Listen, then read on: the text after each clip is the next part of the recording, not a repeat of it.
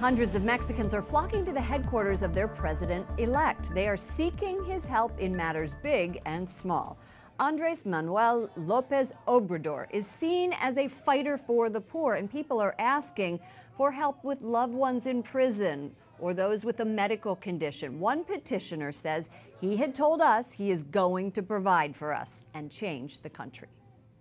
Joining us now is Ana Quintana, Senior Policy Analyst, Latin America and the Western Hemisphere. She's at the Heritage Foundation. Welcome back to the program, Ana. Thanks for having me. Secretary of State Mike Pompeo led a cabinet-level delegation to Mexico last week. He met with the current president, Peña Nieto, and the president-elect, López Obrador.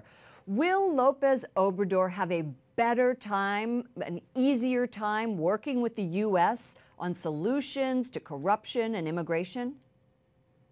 The future appears pretty bright for the bilateral relationship. President-elect López Obrador, his entire campaign and his platform is built upon its rooting out corruption, fixing Mexico's security situation, and it aligns perfectly well with the Trump administration's agenda. What about the wall? There was a conflict between the former president and Trump.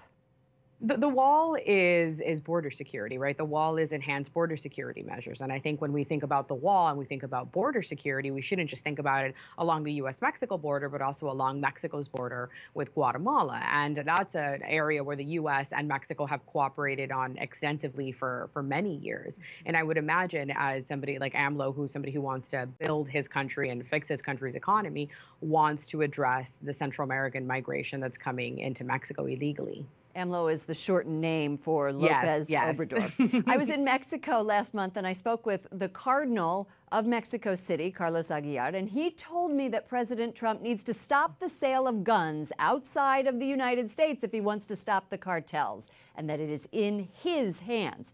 Does the U.S. share some responsibility for the violence that's plaguing Mexico?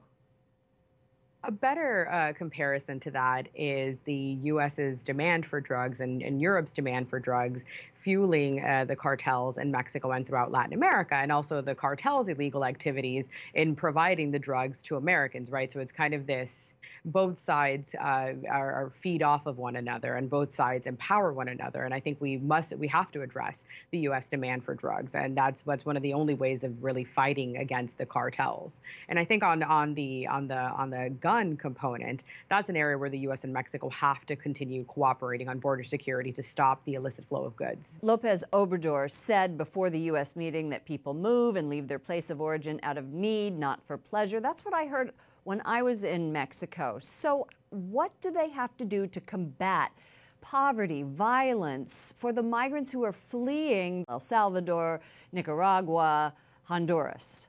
That's the grand tragedy in this entire immigration debate, that people feel forced to flee their countries and that their countries' governments have been unable to address the economic and security crisis. I think step number one is addressing corruption. Mexico and other countries in the Northern Triangle have endemically corrupt governments and very corrupt private sector in the private sector as well.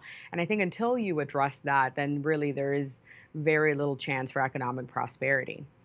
Ana Quintana, Senior Policy Analyst, Latin America and the Western Hemisphere, and that's at the Heritage Foundation. Thank you so much for joining us. Thank you.